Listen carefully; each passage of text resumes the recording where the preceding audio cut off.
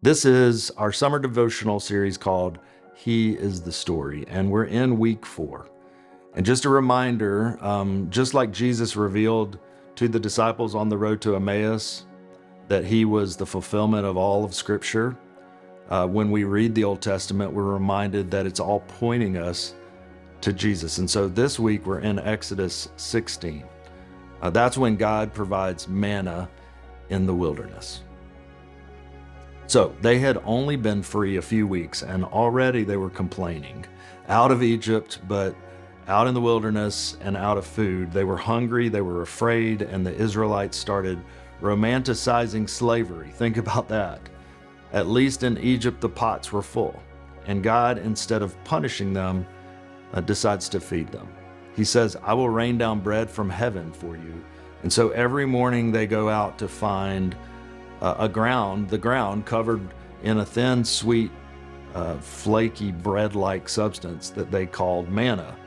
And they didn't really know what it was.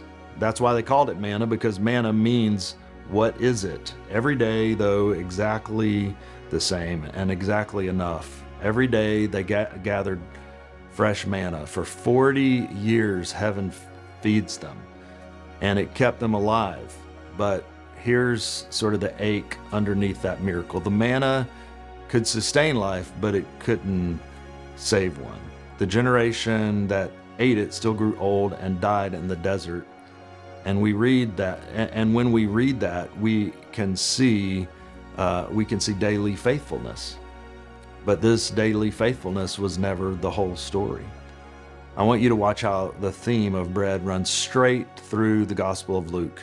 It opens in the wilderness where Israel had failed, hungry and tempted to turn stones into bread, though Jesus answers, man shall not live by what? By bread alone. Now, where Israel grumbled for bread, Jesus trusts the Father.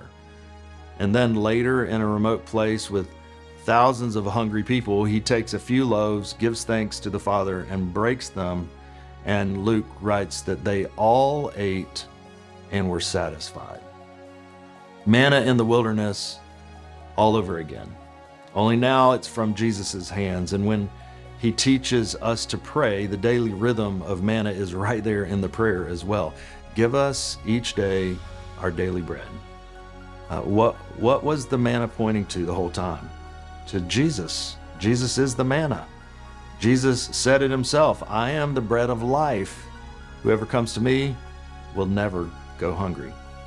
The manna kept their bodies alive for a day, but Jesus keeps our souls alive forever. And don't miss how Luke ends his gospel. On the road to Emmaus, the risen Jesus walks with 2 grieving disciples who don't recognize him yet, and that is until he sits at the table with them and took bread and gave thanks and broke it, and their eyes were opened and they recognized him. They knew him in the breaking of bread. You see, the whole story from manna to the table was leading them home and leading them to him. So here's the question I want to leave you with this week. What are you trying to feed your soul with that can only sustain you temporarily, only for a day? And what would it look like to come to Jesus with your hunger, to come to Jesus hungry this week? So sit with that, and we'll be back here next week.